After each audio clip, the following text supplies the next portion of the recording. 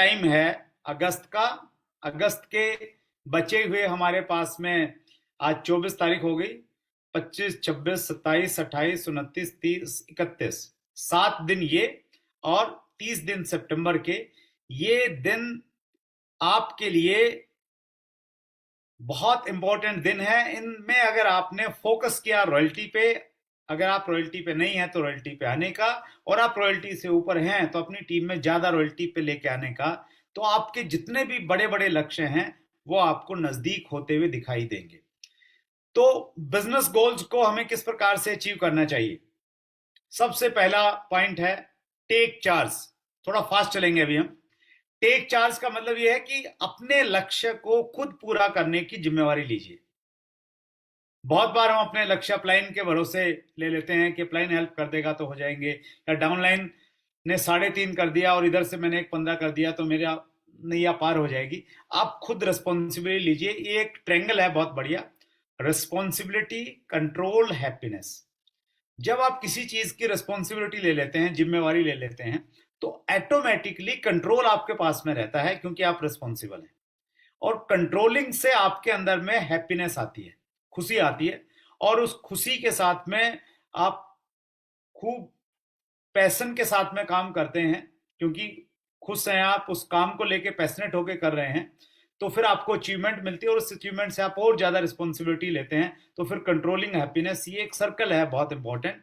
तो ये मैं ये कहना चाहता हूं आप सब साथियों को, चूंकि हमारा बिजनेस एक टीम वर्क का बिजनेस है, लेकिन आपने जो लक्ष्य लिया है उसकी सबसे बड़ी जिम्मेवारी आपकी है। उस भावना के साथ आप अपने लक्ष्य के प्रति काम कीजिए। कुछ इंपॉर्टेंट पॉइंट ले रहा हूं। Write down 3 to 5 reasons why you want to achieve this goal. आपने अगर रॉयल्टी लेनी है ना सर, 3 से 5 कारण आपके पास में रिटर्न में होने चाहिए, डायरी में लिखे होने चाहिए कि क्यों मैंने इस टारगेट को पूरा करना है। अगर आपने रॉयल्टी लेनी है तो क्यों लेनी है, कारण लिखिए। आपका कारण हो सकता है कि बहुत दिन हो गए रॉयल्टी के बारे में सोचते हुए, अब राइट टाइम है रॉयल्टी पे लेने का। कुछ भी हो जाए, ये मेरे लिए जन्म मरण का प्रश्न है, अब तो रॉयल्टी मैंने लेनी ही लेनी है, ये कारण आपका हो सकता है। या बहुत सारे लोगों ने आपको मजाक किया है, चिढ़ाया है, आप पे ताने कसे हैं, उन सबको आप जवाब देना चाहते हैं, इस बार रॉयल्टी लेके दिखाना चाहते हैं उनको। या आपकी जिंदगी में कुछ फाइनेंशियल चैलेंजेस हैं, इश्यूज हैं, वो शायद रॉयल्टी आने से थोड़ा सा ठीक हो जाएंगे, आपको एक नई होप मिल जाएगी। कुछ भी कारण हो सकते हैं जो, और आपके कारणों में कोई एकाध कारण ऐसा होना चाहिए जिसमें आपकी भावनाएं जुड़ी हों, कुछ इमोशन अगर कनेक्ट होता है तो फिर वो बहुत बड़ी पावर के साथ में वो चीज काम करती है। तो आप कारण लिखिए कि आप क्यों अपने लक्ष्य को पूरा करना चाहते हैं, क्यों आपको रॉयल्टी चाहिए अभी अगस्त में और सितंबर में। तो कारण अगर है और उसमें इमोशन है तो आपके लिए काम आसान हो जाएगा। चौथा है बर्निंग डिजायर। इसमें मेरा बहुत विश्वास है। डिजायर नहीं, बर्निंग डिजायर, इच्छा नहीं, तीव्र इच्छा शक्ति होनी चाहिए लक्ष्य को पाने की। जिस प्रकार की बर्निंग डिजायर बीसी सर में दिखाई देती है, सीनियर लीडर्स में दिखाई देती है कि हमने मिशन 2000 रॉयल्टी पे काम करना है, उसी प्रकार का बर्निंग डिजायर आपके अंदर में होनी चाहिए जो आपने लक्ष्य लिए हैं रॉयल्टी के। बर्निंग डिजायर के बारे में एक बड़ी अच्छी स्टोरी है जो मुझे बहुत मोटिवेट करती है। सुकरात जी एक बहुत बड़े दार्शनिक थे, और एक बार एक व्यक्ति सुकरात जी के पास में आया। एक बच्चा था, यंग था, एनर्जेटिक था, कुछ करना चाहता था जिंदगी में। उसने कहा कि गुरुजी, मुझे आप मंत्र बताइए कि कामयाबी के लिए क्या करना पड़ेगा, आप जो कहेंगे मैं सब कुछ करने के लिए तैयार हूं। सुकरात जी उस उत्साहित बच्चे को पास के तालाब में लेके गए, और वहां जाके उन्होंने उस बच्चे के नजदीक में गए और उसके सिर पे हाथ रख के उसमें पानी में उसको डुबोने का प्रयास किया। अगर आपको कोई पानी में डुबोएगा तो आप आराम से तो नहीं डूबेंगे ना, आप प्रयास करेंगे बाहर निकलने का। उस बच्चे ने भी बाहर निकलने का प्रयास किया, पूरी ताकत लगा दी, लेकिन सुकरात जी चूंकि अनुभवी व्यक्ति रहे होंगे, उन्होंने उसको बिल्कुल लास्ट मोमेंट तक पानी के अंदर में रखा और बिल्कुल अंतिम क्षणों में उसको बाहर निकाला।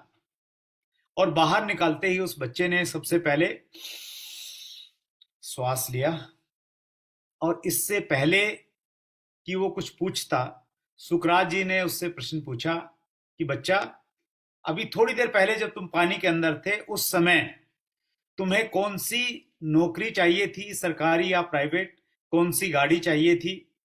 उस बच्चे ने जवाब दिया कि गुरुजी, जब मैं पानी के अंदर में था, न मुझे नौकरी चाहिए थी, न मुझे गाड़ी चाहिए थी। उस समय तो मुझे थोड़ी सी हवा चाहिए थी, जिससे मैं श्वास ले सकूं और जिंदा रह सकूं। सुकरात जी ने उसको संदेश दिया कि बेटा, अगर जिंदगी में कामयाबी चाहिए और बड़ी कामयाबी चाहिए तो याद रखना, वो फोकट में और मुफ्त में नहीं मिलेगी। जिस प्रकार तुम पानी में हवा के लिए तड़प रहे थे, जिंदगी में किसी भी चीज के लिए जब इतना तड़पने लग जाओगे, वो चीज चल के तुम्हारे पास आ जाएगी, तुम्हें जाना नहीं पड़ेगा। And this is the fact. जिन लोगों ने कुछ बड़ा किया है, उन लोगों के अंदर वही बर्निंग डिजायर रही थी। हमारे लिए एक बड़ा गौरव का अक्षण था कल, जब चंद्रयान ने सेफ लैंडिंग की चंद्रमा के ऊपर में। तो वो भी एक बर्निंग डिजायर का परिणाम है। पहले प्रयास किए गए, सफलता नहीं मिली, लेकिन बर्निंग डिजायर थी, तीव्र इच्छा शक्ति थी कि हमने चांद पे अपना झंडा लहराना है, और उसका परिणाम कल हमने देखा। तो लक्ष्य छोटा है या बड़ा है, बर्निंग डिजायर अगर आपके अंदर में है, किसी भी कीमत पे मैंने इसे प्राप्त करना है, एट एनी कॉस्ट, कुछ भी हो जाए मुझे ये चाहिए, तो फिर वो चीज आपको मिल जाती है। Visualise your goal. आपने जो लक्ष्य बनाया है, आपने अगर रॉयल्टी का लक्ष्य बनाया है, तो उसको विजुलाइज कीजिए कि आपने उसको प्राप्त कर लिया है। आप अपने आप को महसूस कीजिए 27 तारीख को आसिम की एनिवर्सरी में, 28 को की सोल की एनिवर्सरी में, या आपके टारगेट है न्यूट्रीचार्ज से संबंधित 26 तारीख को आप महसूस कीजिए न्यूट्रीचार्ज के प्रोग्राम में, संतोष नायर जी के प्रोग्राम में। तो जो भी आपने लक्ष्य बनाए हैं, उन लक्ष्यों को पूरा आपने कर लिया है, उसको विजुलाइज कीजिए अभी से। क्योंकि विज्ञान ये कहता है, अगर आप किसी चीज को महसूस कर सकते हैं तो आप उसे प्राप्त कर सकते हैं। If you can visualise, you can actualise. इसके ऊपर में बहुत सारी किताबें हैं, बहुत सारा विज्ञान है। तो आप विजुलाइज कीजिए, जिंदगी में जिन जिन चीजों को भी चाहते हैं, आप उसको विजुलाइज करना सीखिए, आपको वो चीज मिलती चली जाएंगी। Share your goals with the upline, downline, cross line and family member. जो भी आप लक्ष्य बना रहे हैं अभी अगस्त के या सितंबर के, गोल आपने रॉयल्टी का ही बनाया है मान लेते हैं, तो आप अपने रॉयल्टी के गोल को अनाउंस कर दीजिए, ढिंढोरा पिटवा दीजिए, सब जगह बोल दीजिए कि मैं रॉयल्टी पे जा रहा हूं सितंबर महीने में या अगस्त महीने में, मैं रॉयल्टी पे जा रहा हूं, मैंने रॉयल्टी का टारगेट बना लिया है और मैं जा रहा हूं, मैंने प्लानिंग कर लिया है। क्योंकि इससे आप एक तो प्रकृति को संदेश दे रहे हैं और प्रकृति आपकी हेल्प करने के लिए तैयार हो जाएगी, और दूसरा एक प्रिंसिपल है जिसको हम बोलते हैं 6C प्रिंसिपल। 6C प्रिंसिपल ये कहता है कि पहले कमिटमेंट कीजिए। पहला सी है कमिटमेंट। कमिटमेंट का मतलब है बोलना कि यस, मैं ये करने जा रहा हूं, कमिट करता हूं कि ये मैं करूंगा। तो पहले सी से, कमिटमेंट से, दूसरा सी ऑटोमेटिकली आ जाएगा, और दूसरा सी है करेज, साहस। अब बोल दिया है तो बेइज्जती हो जाएगी अगर पूरा नहीं हुआ, तो इज्जत और बेइज्जती की बात आती है, तो हमारे अंदर साहस आ जाता है, तो ऑटोमेटिक आएगा। जैसे आप कमिटमेंट करेंगे, आपके अंदर में साहस आ जाएगा, एनर्जी आ जाएगी, बोल दिया अब तो कुछ करना पड़ेगा। करेज से फिर तीसरा सी आएगा, दैट इज क्रिएटिविटी, रचनात्मकता। अभी तक आपके दिमाग में आइडियाज नहीं आ रहे थे, फिर अचानक आपके दिमाग में आइडियाज आने लग जाएंगे, क्रिएटिव हो जाएंगे आप कि चलो ये कर लेता हूं, इसके लिए चलो इस पे काम कर लेता हूं, इसके लिए चलो मैं की सोल पे ये काम करता हूं, न्यूट्रीचार्ज पे ये कर दूंगा, थोड़ा कुछ पेंटर जानकार है उनके साथ तुलसी पेंट कर दूंगा, कुछ हरित संजीवनी पे ये कर सकता हूं। तो क्रिएटिविटी आपके अंदर में आ जाती है ऑटोमेटिकली। तो क्रिएटिविटी से फिर चौथा सी आता है, और चौथा जो सी है दैट इज कैपेबिलिटी। आप अपने आप को कैपेबल महसूस करते हैं कि अब आपके पास में चूंकि आइडियाज हैं, क्रिएटिविटी है, तो आप कैपेबल महसूस कर सकते हैं कि यस, मैं कर सकता हूं क्योंकि मेरे पास में ये आइडियाज हैं, ये प्लान है मेरा। और क्रिएटिविटी से फिर पांचवा सी आता है, दैट इज कॉन्फिडेंस। और कॉन्फिडेंस बहुत इंपॉर्टेंट है। अगर आपका किसी भी चीज को लेके ये लगने लग गया अंदर से कि मैं कर सकता हूं, कॉन्फिडेंस आ गया अंदर से, तो फिर आप उसको कर जाते हैं। बीसी सर वो स्लाइड दिखाते हैं हमें कि एक लॉन्ग जंप वाले एथलेटिक्स से जब किसी ने पूछा कि आपने इतना लंबा जंप कैसे किया, उन्होंने कहा कि मैंने कुछ नहीं किया, बस मैंने अपने अपने विचारों को इस रस्सी से, इस रस्सी के ऊपर से फेंका तो मेरी बॉडी अपने आप उसके पीछे चली गई। तो वो कॉन्फिडेंस रहता है। तो कॉन्फिडेंस आता है पांचवा सी, और कॉन्फिडेंस से आप अपने लक्ष्य को पूरा कर लेंगे। लेकिन पांचवे के बाद में एक छठा सी और आता है, उसको हम बोलते हैं कॉन्टिन्यूअस। कॉन्टिन्यूअस का मतलब यह है कि फिर अभी एक और दूसरा कमिटमेंट कीजिए, और फिर कमिटमेंट करेंगे तो फिर क्या आ जाएगा, ऑटोमेटिकली करेज आ जाएगा। करेज से क्या आ जाएगी, क्रिएटिविटी आ जाएगी। क्रिएटिविटी से कैपेबिलिटी आ जाएगी। कैपेबिलिटी से कॉन्फिडेंस आ जाएगा, और कॉन्फिडेंस से फिर दोबारा से कॉन्टिन्यूअस। तो ये 6C का एक सर्कल है, ये घूमता रहता है। तो उसका शुरुआत होती है पहले सी से, कमिटमेंट से होती है। तो वो जो भी आपके लक्ष्य हैं वो आप शेयर कीजिए। सेट प्रायोरिटी जो बहुत ज्यादा इंपॉर्टेंट है सर, सबसे इंपॉर्टेंट मैं मानता हूं। लक्ष्य को प्राप्त करने के लिए आपकी प्राथमिकताएं तय होनी चाहिए।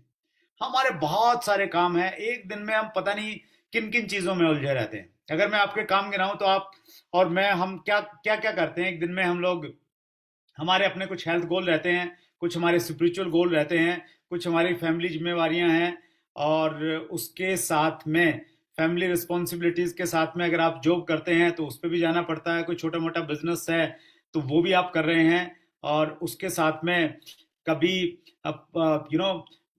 खबर भी देखते हैं आप, न्यूज पॉलिटिक्स में थोड़ा बहुत इंटरेस्ट है तो वहां भी आपका टाइम जा रहा है, कुछ सोशल मीडिया आपका टाइम लेके जा रही है, और इन सारे कामों के साथ में आप आरसीएम बिजनेस भी कर रहे हैं। और इन सारे कामों के बीच में आप आरसीएम कर रहे हैं। आरसीएम आपकी कौन सी प्रायोरिटी है? अगर आपने सबको बराबर बराबर टाइम देंगे तो फिर आप किसी भी क्षेत्र में शायद कुछ नहीं कर पाएंगे। सेट प्रायोरिटी का मतलब ये है कि आपने अपनी टॉप प्रायोरिटी सेट करना है आरसीएम बिजनेस को, अपनी रॉयल्टी को। आपके जितने भी काम हैं उन कामों को पोस्टपोन कर दीजिए 30 सितंबर के बाद के लिए, और 30 सितंबर तक पूरी ताकत, पूरी एनर्जी अगर आपने आरसीएम बिजनेस पे लगा दी फोकस्ड होके, तो जो काम आप, अगर पुराने साथी हैं, आप जो काम 30 महीने में नहीं कर सके वो काम अगले 35-36 दिन में आप कर सकते हैं। मैं खुद अपना एक एग्जांपल आपको शेयर करना चाहता हूं। मैं एक एवरेज स्टूडेंट था। मैंने कभी एकेडमिक में, शिक्षा में, एजुकेशन में बहुत सारे नंबर नहीं लिए कभी। हालांकि फेल नहीं हुआ, मैं पास होता था, लेकिन पास मार्क्स आते थे। लेकिन मेरी जिंदगी में एक बड़ी एक घटना घटी जिसने मुझे बहुत अच्छी लर्निंग दी। मैंने एक प्राइवेट स्कूल ज्वाइन किया जहां मुझे, मैंने बताया, 500 रुपये महीने की मुझे सैलरी मिलती थी, और उसी समय मैंने दिल्ली यूनिवर्सिटी के कॉलेज में एडमिशन ले लिया एमए करने के लिए। लेकिन मैं प्राइवेट स्कूल में बहुत बिजी हो गया, कभी मैंने कॉलेज में नहीं गया, कभी कोई लेक्चर अटेंड नहीं किया, और आखिर में डेट शीट आ गई। डेट शीट आने के बाद ये डिसाइड किया गया कि एग्जाम देने चाहिए। डेट शीट आने के बाद में किताबें खरीदी, लगभग 1 महीने का समय था। किताबें खरीदी, दिल्ली आ गया मैं। दिल्ली यूनिवर्सिटी में एग्जाम थे, कमरा लिया किराए पे, और मैं बहुत ज्यादा पढ़ा। और उस पढ़ने के पीछे एक बर्निंग डिजायर भी थी मेरी, और ये थी कि इस बार फेल नहीं होना है। फेल होने के चांसेस बहुत ज्यादा थे। क्यों? क्योंकि पूरा साल पढ़ाई नहीं की थी।